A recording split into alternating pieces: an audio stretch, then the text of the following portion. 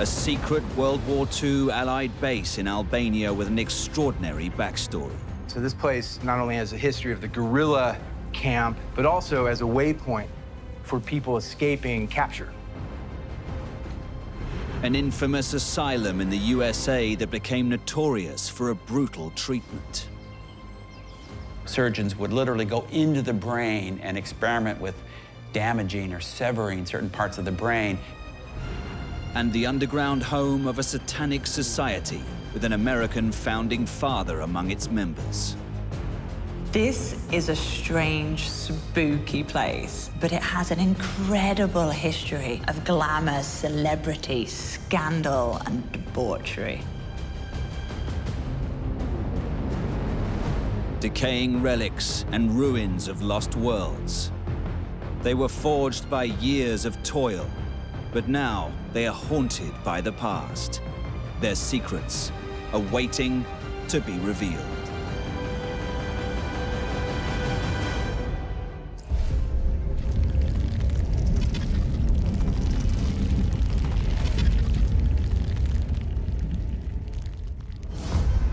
On the Balkan Peninsula of Europe is what's known as the Land of the Eagle. Deep in the hills of southern Albania are the dramatic remnants of a secret history. Albania is a mountainous and in some ways beautiful and desolate region. There's a rugged beauty to this landscape, but it's very, very isolated. It's probably one of the forgotten countries of Europe. This is a mysterious place. For much of the last century, it was hidden away behind closed doors, and it retains a certain mystique, even today. There's still a lot of things to be explored in this area. A lot of secrets to be uncovered from those decades. The isolation was born of a conflict that touched every corner of Europe. Clinging to the hillside overlooking the Bay of Flora is a relic of those troubled times. This village produced 45 of what Albanians called martyrs, heroes of World War II. This tiny village has a phenomenal tale to tell. A few miles away is a mysterious cave linked to the village, and that's also connected to a remarkable escape story. That is a machine gun tripod. That's the smoking gun. This is their guerrilla home. This is their cathedral. But what were British and American secret agents doing in this remote backwater? This is a classic World War II story. You've got spies, resistance, smugglers, heroes, villains. This has got it all.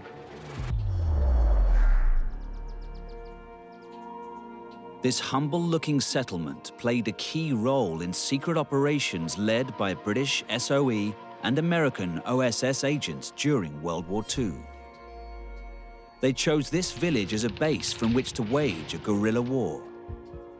Ex-Special Forces operative Clint Chanulis has come here to find out more. I served in Iraq in the Special Forces, and the U.S. Special Forces are guerrilla warfare specialists. I'm here to understand why the precursors to the modern Spec Ops units decided to choose this abandoned, destroyed village as a base of operations, because it was those groups like the OSS and SOE that basically wrote the playbook on guerrilla warfare that we still use today. Founded during the war, these organizations coordinated espionage activities behind enemy lines. But to take a closer look at this former base in such rugged terrain requires some serious wheels. Driving up here, I was trying to put myself in the position of an attacking soldier, and I realized just how terrifying that would be, because getting up here, you see the fortified positions. From down there, there's not much of a view, but you're completely exposed. From up here, you are safe from bullets, artillery rounds, yet you've got a clear field of vision, 270 degrees. Oh, wow. This place looks like it was designed to be a fortress. This is a sniper point, sniper point. You could even have small artillery pieces up here and be protected and secure, and you have a view of the entire valley from this exact location. This is where I would want to fight a guerrilla battle against an invading force down that valley. Up close, the village displays all the marks of a battleground. It's obvious that there's been combat here. The mortar on these walls here have these pockmarks in them. Some of them look like the pockmarks you'd see from the impact of a bullet. Some look like the ones you'd see from artillery, which are going to be more dispersed and sort of chaotic looking. The other really important question for me is, who attacked? Where did they come from? Because just behind these two massive fortifications is a funnel of death for anybody trying to get into that village. Clint's meeting with Sophocles WWII, whose family lived here before they were displaced by the fighting. This tile carries the names of my great-grandfather and of my great-great-grandfather. Stradushi Kasarushi. Kasarushi.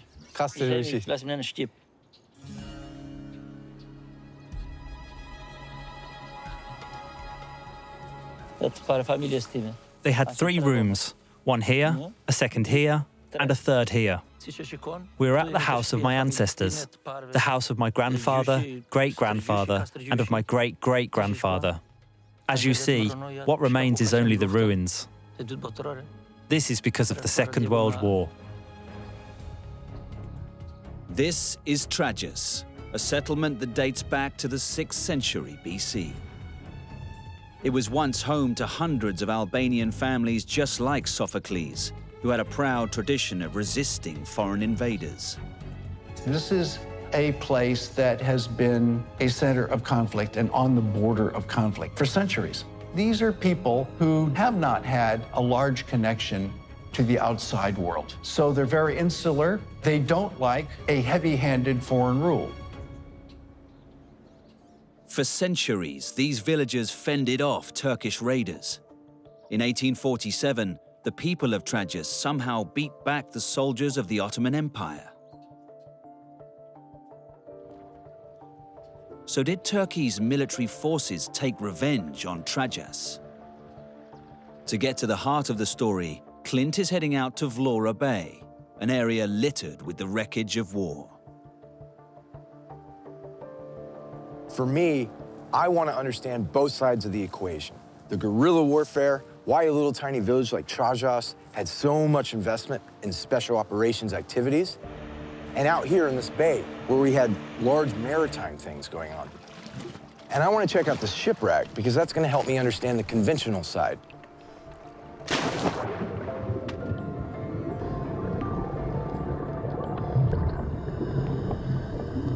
As you move through the murky waters, emerging into different parts of the ship, you can almost imagine the people walking around, going about their business.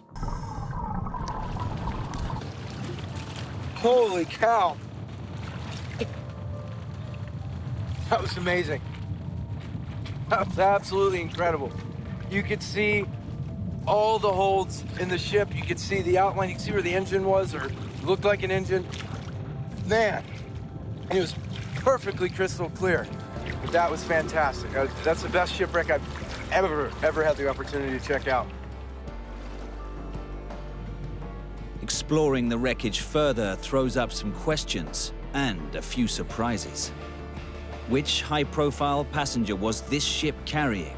And how is it linked to the attack on Tragus?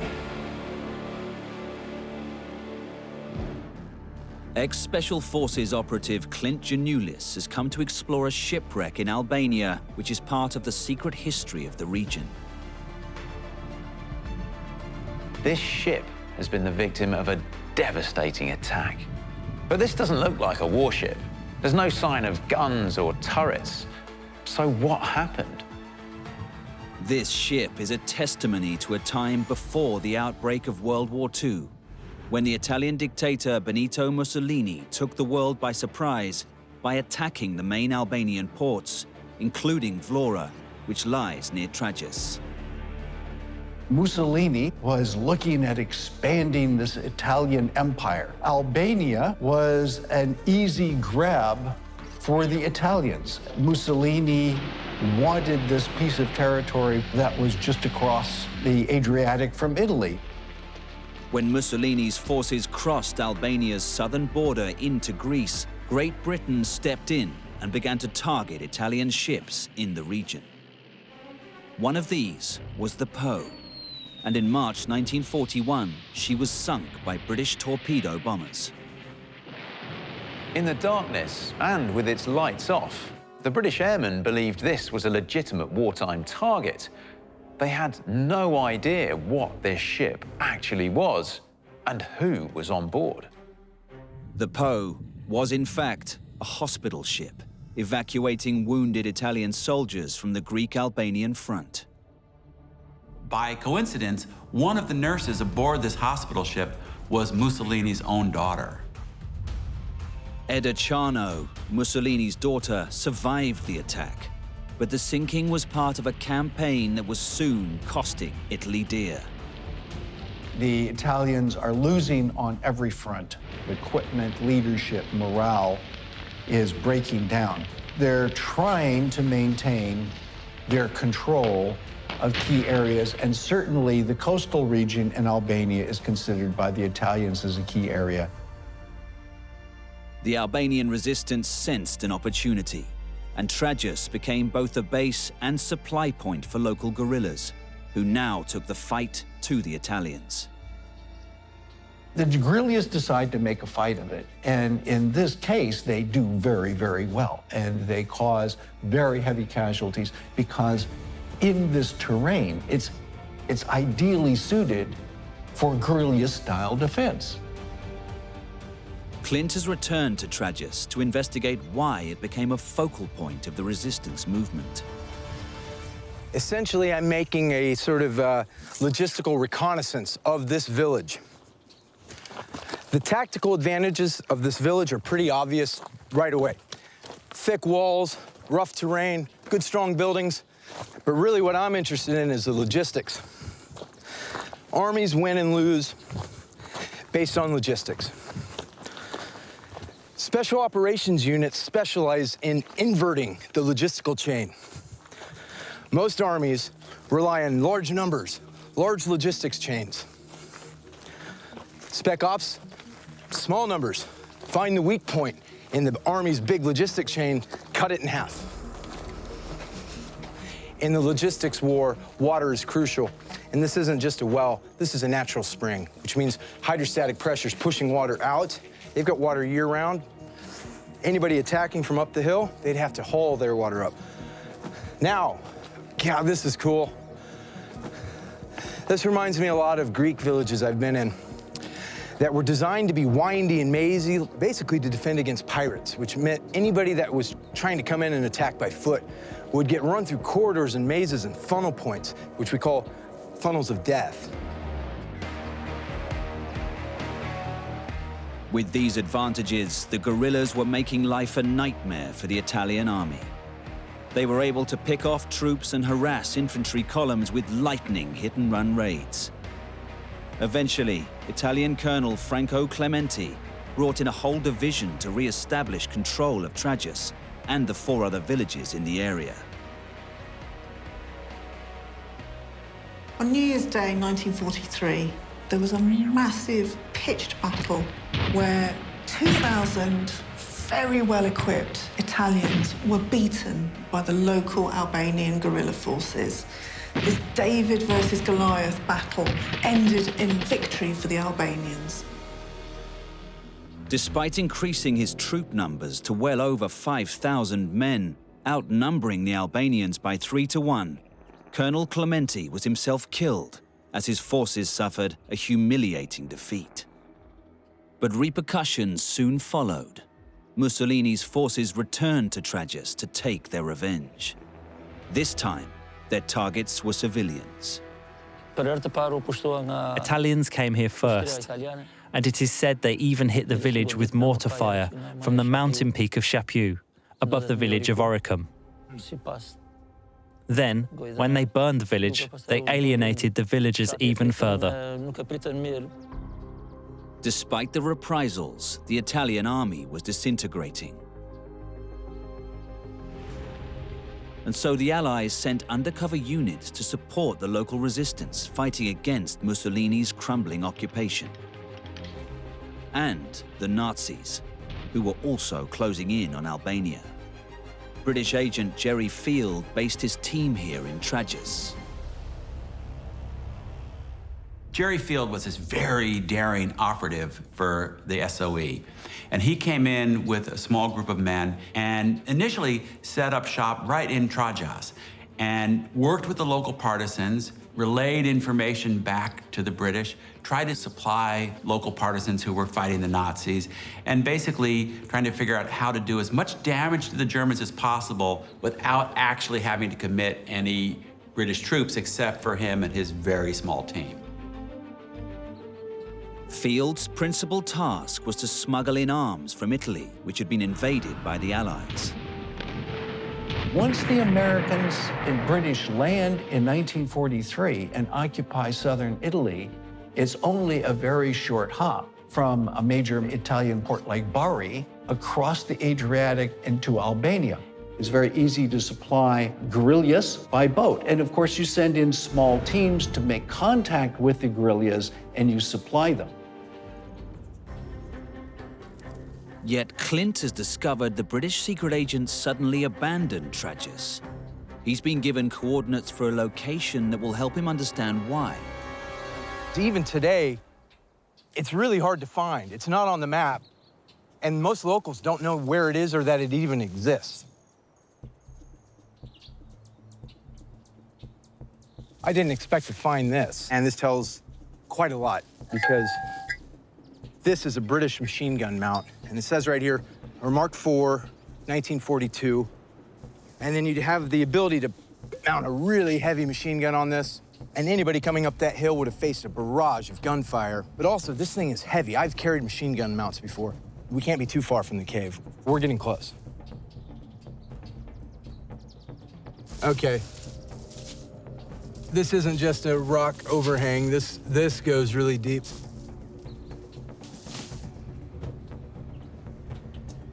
Oh, this has got to be the place.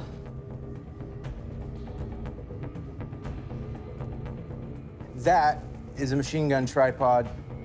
That's the smoking gun. This is their guerrilla home. This is their cathedral. But how is this cave linked to a remarkable American escape story?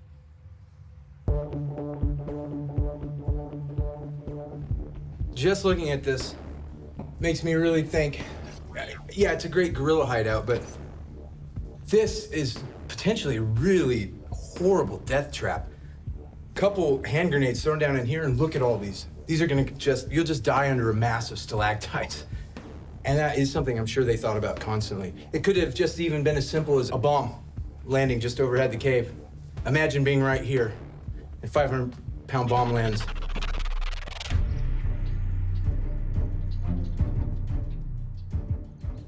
Agent Field led his team down from the mountains above Tragus to this place, Seaview Cave. A perfectly camouflaged hideaway near a dogleg cove used to smuggle arms and supplies into Albania. For months, Field and his team survived here on mule meat and rainwater. I can't imagine how surreal it would have been to live here every day and then go fight, pick up illicit supplies from the coast, go sabotage the enemy, and then come back to this and have a meal of hot mule. After being forced out of Tragus when the Nazis rolled into Albania in September 1943, Field's team now had to coordinate resistance from this extraordinary cave. But it would soon prove to be more than just a secret base. It was also to play a key role in an incredible escape story. An American plane that was carrying 13 American nurses ran low on fuel and got lost in bad weather. They crash landed in a field in the middle of Albania in the middle of winter. Trapped in Nazi-occupied territory with no food or supplies, local partisans smuggled the nurses out of the Albanian interior across the snowy mountains towards the coast. They had to dodge German patrols. At one point, they got caught up when the Germans were invading a particular town, and the group got split up, but they all survived and were able to keep moving on. After eventually making contact with the SOE, they brought the nurses to this cave. And Clint, himself a combat medic, believes he may have found some evidence from their time here. Oh. This is World War II medical gauze. It looks just like the medical gauze we use today, from a med kit from 76 years ago. Wow. You can even see the cotton stitching in it still. That's pretty cool. How did the nurses manage to complete one of the most remarkable escapes of the Second World War? In Albania, 13 American nurses were trying to evade the clutches of the Germans during World War II. To complete an extraordinary escape, Allied agents led the nurses to a secret cove where an American boat was waiting to take them to Allied-controlled Italy. So after walking hundreds of miles in the middle of winter through some of the roughest terrain I can imagine, the nurses managed to hook up with the SOE, who were fortunate enough to be able to have arranged transportation that day. So they came down this crazy ravine and valley that I just walked, and the first thing they see is this gorgeous Smuggler's Cove, and that's their ticket home. So in the end, they wound up traveling between 600 and 800 miles on this incredible survival escape march. It's one of the great survival stories of World War II. But while the nurses were heading home, the villagers and partisans were still in a war zone. This was their home. For them, there was no escape. Clint wants to find out what became of them after Field's unit left Tragus. How did the Nazis respond when they found out about the heavy resistance movement going on right here in this village? They came in and they burned. They ruined everything. You can see only ruins remain here. That's why the population abandoned the village and resettled elsewhere. They were left with nothing here but bare walls and ruins. The Germans decided to raze this village to the ground. Well, the British and American agents that had been working with the villagers were sitting on these hillsides, watching as this group that they had known, cared about, lost every single thing they had in one fell swoop. The Nazis left the settlement engulfed in flames. Sofo explains how it made his family even more determined to take the fight back. My eldest uncle joined the partisans, the 5th Brigade. He even went with them to fight the Germans up to Yugoslavia. I really loved hearing Sofo's story because it reminds me that World War II was such a big, complex mess. And a lot of people, particularly in the United States, had family members who served and took great risk and may have died or been injured. In little tiny villages all over Europe, just like this one, every day people had to make decisions about whether or not they were going to resist and fight. Decisions they made here could have resulted in their entire family being executed. They were fighting for their homelands. They were working with the SOE and the Office of Strategic Services, and doing so at great risk to their family's life, their lives, and their community's lives.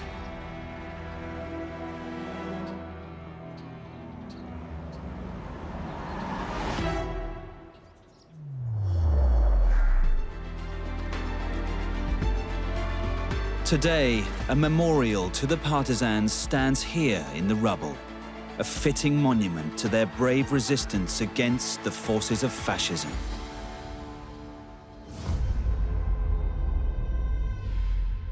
On the banks of the Fork River, deep in the heart of West Virginia, USA, there's an enormous structure with an incredible story to tell. It's an incredibly imposing building, like something from the colonial era. It looks like it was laid out for some vast civic purpose. And there's a whole lot of other buildings around it, almost like it's some kind of a college campus. You can see that it was a major project in its day. Inside, there's a confusing picture about the purpose of this strange place. There's something a bit eerie about the juxtaposition between the children's toys and the serious medical instruments.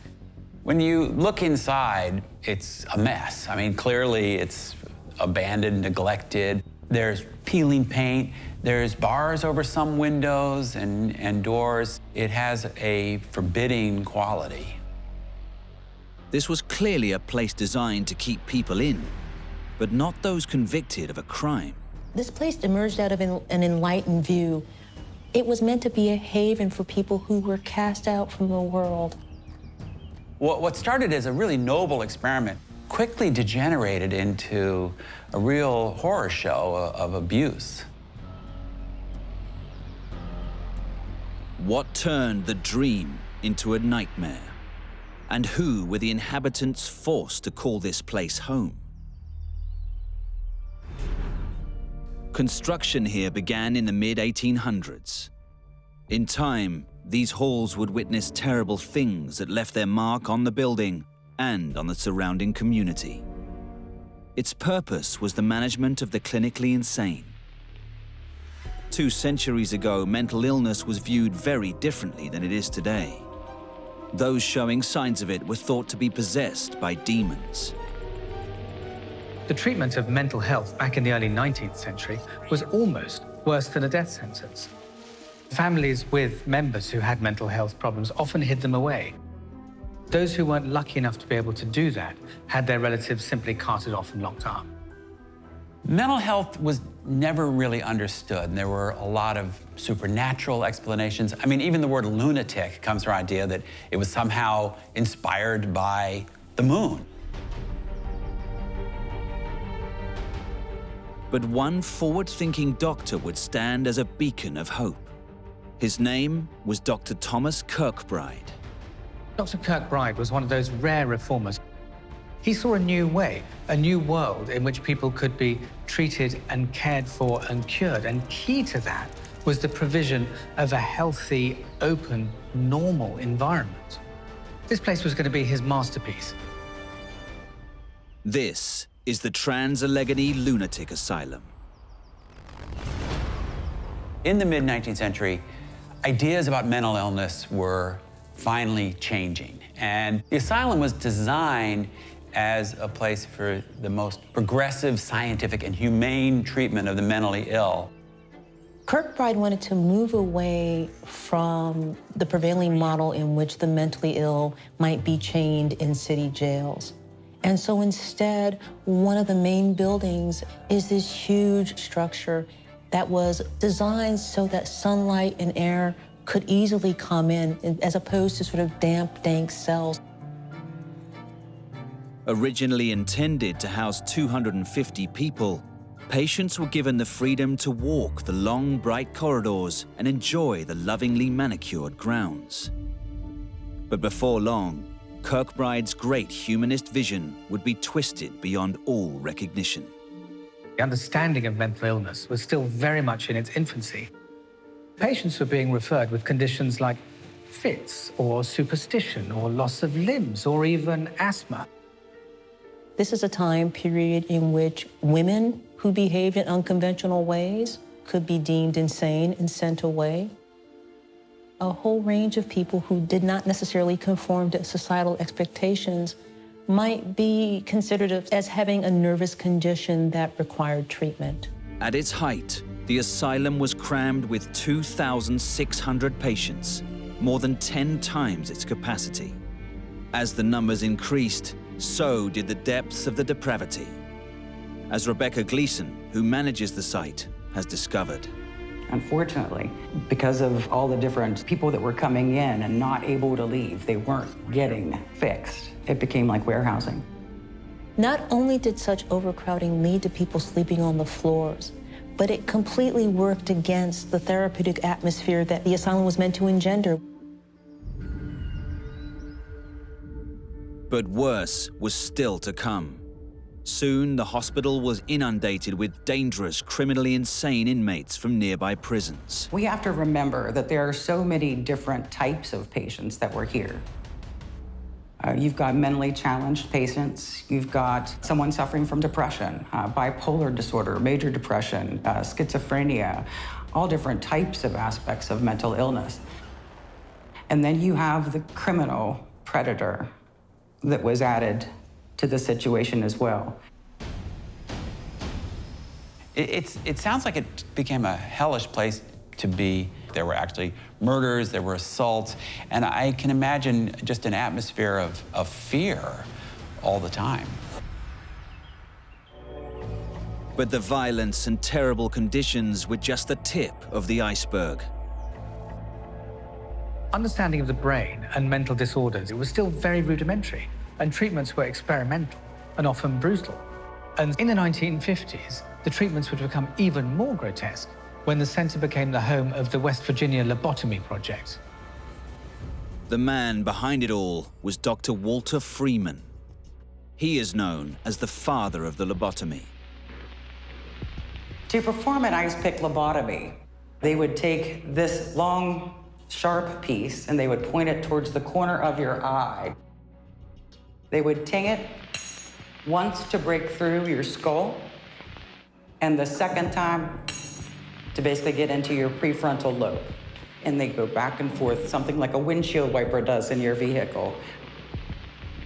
The belief was that patients who suffered from obsessive behaviors had fixed circuits in their brains. Surgeons would sweep the rods from side to side and physically cut the connections. It's astonishing, almost barbaric to modern eyes. But back then, even the sister of a US president chose to undergo one of Freeman's lobotomies. Rosemary Kennedy had her operation by Freeman, and she was lobotomized. She ended up spending the rest of her life, 50+ years, in a mental hospital, only being able to mumble a couple words and not anything comprehensively. Had this procedure not been done to her brain, she might not necessarily have had to have been institutionalized. It just left many of these patients a shell of their former selves. They sat around passively. So maybe they weren't raging, in hallucinations, but they also weren't anything like a healthy person with an intact mind. How any surgeon, let alone a brain surgeon, could have thought that sticking a metal rod through the eye and rummaging it around in the brain indiscriminately was helpful is beyond belief. What happened to the Trans-Allegheny Asylum, and what became of the patients there?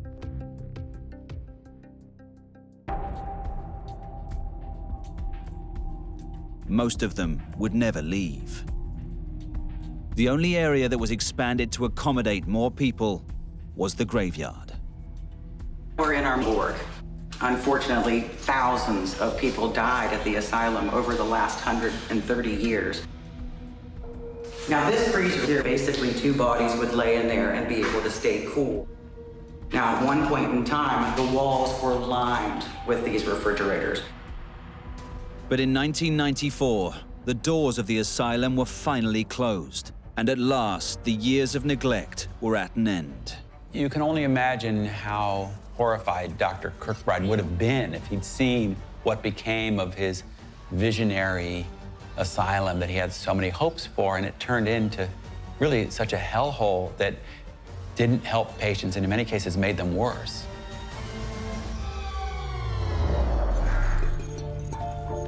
Today, the hospital lies abandoned, a disturbing reminder of a well-meaning project that went terribly, tragically wrong.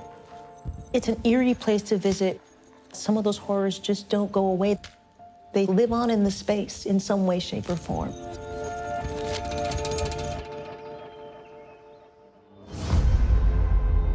"30 miles west of London is a scene typical of the English countryside.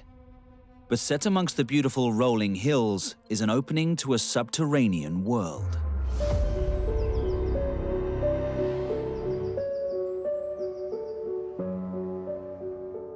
There's this incredible Gothic entrance, but then when you enter, you go deeper underground and you end up in these sinister-looking caves. dark chambers with heavy metal gates, almost like cells, are hidden away. This is a strange and spooky place, but yet it has this incredible history of glamour and celebrities and dignitaries, but above all, debauchery. How did these caves become infamous? And how did one of America's founding fathers become embroiled in the controversy?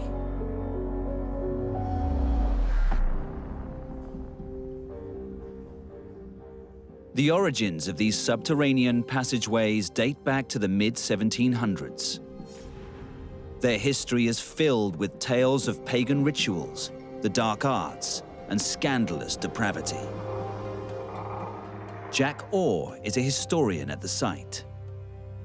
These caves go a quarter of a mile underground, and the thing that's so incredible about it is that it's not at all natural in any way. It's completely 100% man-made, which 250 years ago, that's just an incredible feat of human engineering.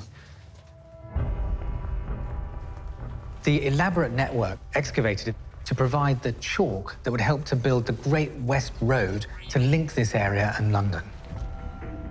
What these caves became is actually shocking. It sounds like the thing of myth and legend, but this is real life. So we're about to go into the heart of the caves, and this is where the very mundane story becomes slightly more macabre.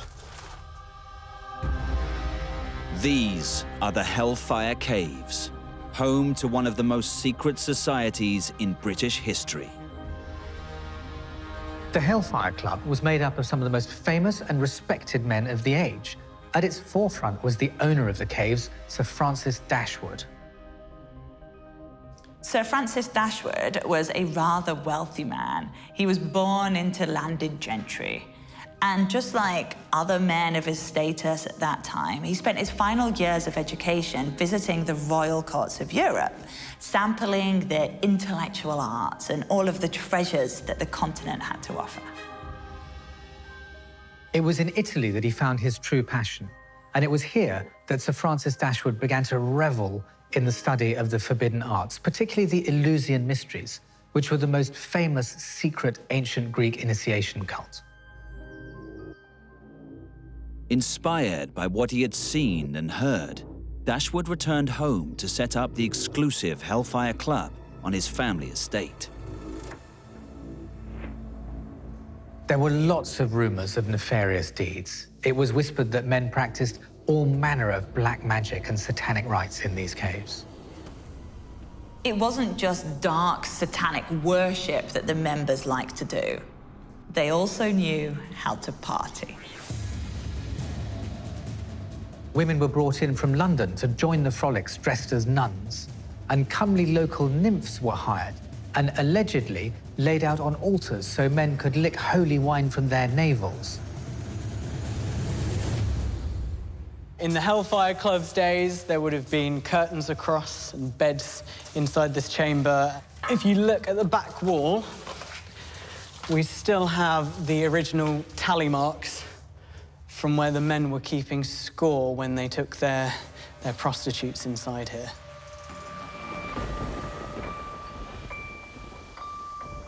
Incredibly, the shocking antics were carried out by some of the most famous men of the day.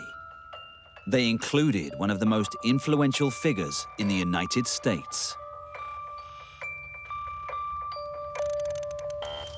Some of the members of the Hellfire Club were very famous, but one of the most famous members was William Hogarth, the artist. And some of his art is actually down our caves. But the odd thing is the most devilish figure who matched Dashwood in debauchery was actually an American. Benjamin Franklin, one of the founding fathers of the United States, was a good friend of the Dashwoods. And he would frequently visit the UK, and when he did, he would attend these scandalous parties deep underground. Franklin loved the fun, prankish nature of the club that he found here. He often wrote home to his friends in Philadelphia about Dashwood and his friends. One of the letters even said, Dashwood's genius is just as apparent above the earth as it is below the earth. With so much to lose, these powerful men went to great lengths to make certain word of their nefarious activities stayed hidden. To try and protect their reputations, members of the Hellfire Club took assumed identities. Your reputation was everything in those days. You say the wrong thing and you're out. And devil worshipping, keeping anything about black magic, any of those sort of books, that was still illegal, that was still a crime. Much of what happened there is unknown, and a lot of the documentation has been burnt or destroyed in order to cover up the scandal. Even though the members of the Hellfire Club were sworn to secrecy, word inevitably got out. It seems the antics of the Hellfire Club were somehow leaked to the public. Rumor has it that it was an old member of the club that exposed it for what it really was. And the public outrage took its toll. So in 1766, the club was closed down. With the doors to his very colourful club now closed, Dashwood is said to have lived a more wholesome life until his death in 1781. This incredible flint structure is another creation of Dashwood. It's the mausoleum for his family, but like everything, there is a darker side to this creation.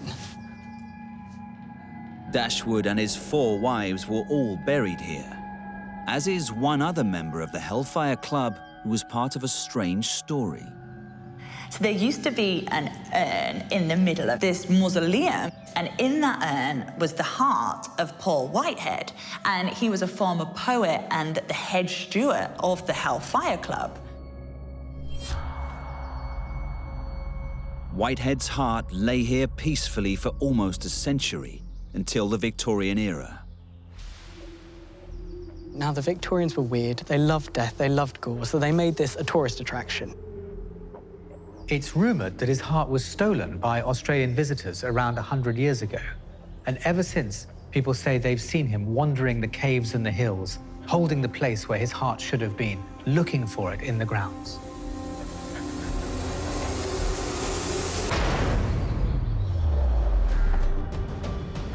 Today, the Hellfire Caves are open to the public.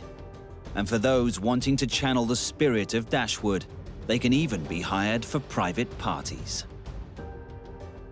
Because of the dark, debaucherous history of the Hellfire Club, they have left this lingering legacy behind, and now we are meant to be one of the most haunted sites in all of England.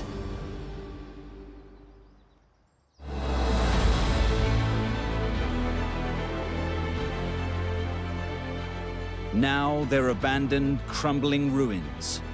Many remind us of dark times, but some were once beacons of hope and progress, lasting testimonies to human imagination, enterprise, and spirit.